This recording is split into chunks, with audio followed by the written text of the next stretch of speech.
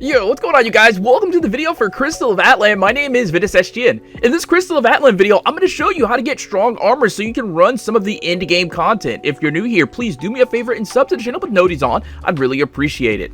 Alright, so I'll make this first part as simple as possible. When you start the game, armor doesn't matter a whole lot. Equip whatever the game gives you, but do not, under any circumstances, enhance that armor. Enhancing does nothing for you below level 50 armor, meaning you can run through all of the game's content on the first armors they give you up until you reach level 55 and start to see some of the end game content. That's when you might want to consider enhancing your armor to make the beginner Void Realm missions a bit easier, Rim, Ravine, and Valley, as well as Abyss Purgatory. In the early stages of the game, levels 1 through 50, the only thing you realistically need to enhance would be your weapon, so you can deal better damage to get boss fights over with quicker. Any armor you get during this time, aside from armor you're wearing, dismantle for spare parts because you will need a lot of spare parts later on in the game. So long story short, do not enhance white, blue, or purple gear. When you start to get pink gear, you can raise them to plus 10 if you want. Pink gear is what will mostly sustain you as you transition into getting your gold gear.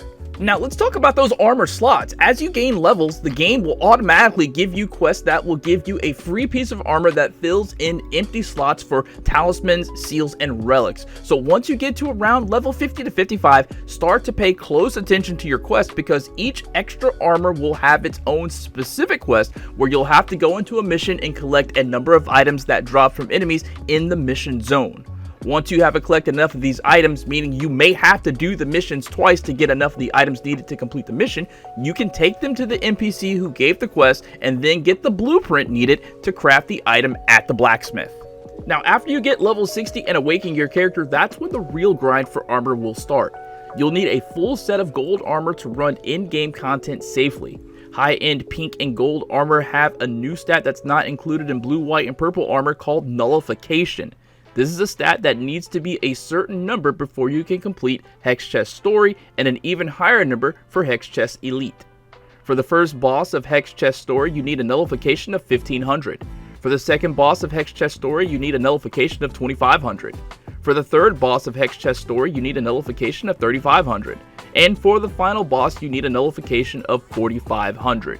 Now listen, being real here, do not, as a random without a group of friends who are willing to carry you, queue up Hex Chest Story knowing that you do not have a nullification of 4500.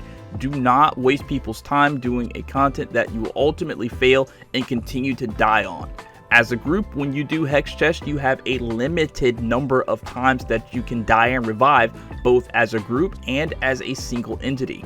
You have 5 personal revives, and the group as a whole only has 15 revives. So when you die and revive, it takes away from the group's revives by 1. So simply put, do not do Hex Chest if you do not have 4500 nullification. Be patient.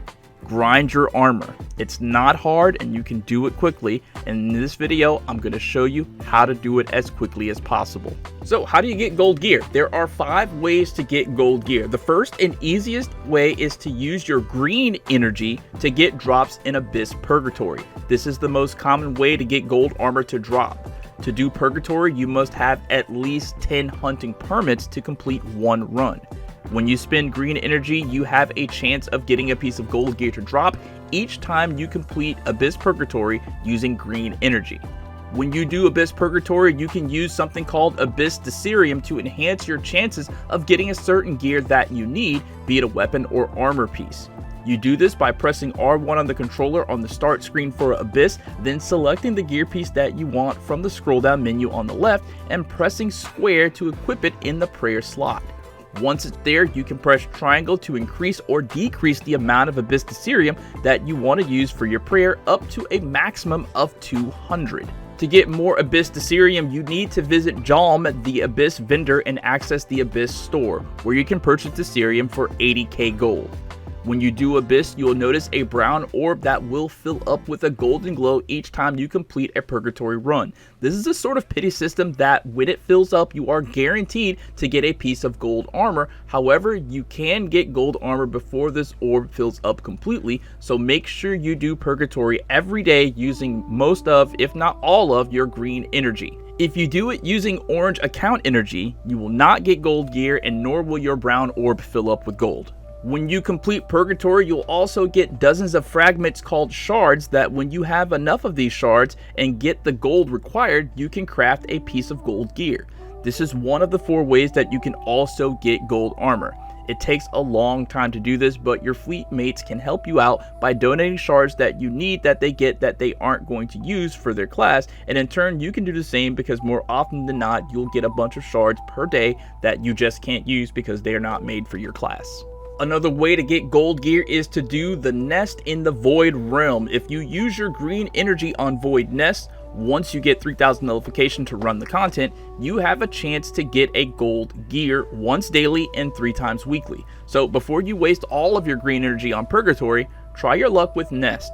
Also with Nest, it drops an item called Origin Engraving, which you will need to craft a gold seal or gold talisman. It takes 12 Origin Engraving to craft either a seal or a talisman. Also in the Void Realm, you can run the Valley when you get 2k nullification. You can get premium rewards if you do this with green energy, but most people only run this content with orange energy to get Ultra Engravings. Ultra Engraving is an item that only drops in the Valley, and once you get 12 of them, you can take them back to the blacksmith and craft a gold upgrade for your Void armor. Another item to note is Magitrium, I think I'm saying that right. This item drops in most in-game content, Abyss, Purgatory, Critical Conquest, and Spirit Frenzy. This is an item you'll need to craft other higher-end gold armor before you start getting into the chest sets. Another way to get gold gear is by using your alternate characters. When you use your alternate characters and do Purgatory or other content that can drop gold gear, you'll most of the time get a piece that is not meant for your class type, be it weapons or armor. With armor, you can freely use whatever armor you get from drops and it'll increase your stats and nullification. However, you won't get the benefit it offers if you're not the right class. With weapons, you won't be able to use them at all. So when this happens, it might be necessary to transfer these items to the character that the gear was meant for. You do this with transfer stones. Transfer stones allow you to put high level gear in your account storage so you can share them with your other characters.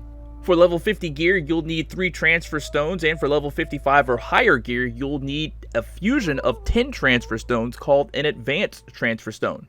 For the free-to-player and those who only spent a limited amount of money on the game like myself, I only spent maybe $150, $175, you only get a small amount of transfer stones per month, so I'd use 1 advanced transfer stone on a weapon and just use the gold gear on whatever character it happens to drop on until sometime later when the game decides to allow us to get more transfer stones, because right now there just aren't enough ways to get them to transfer all of the gear in any satisfying way.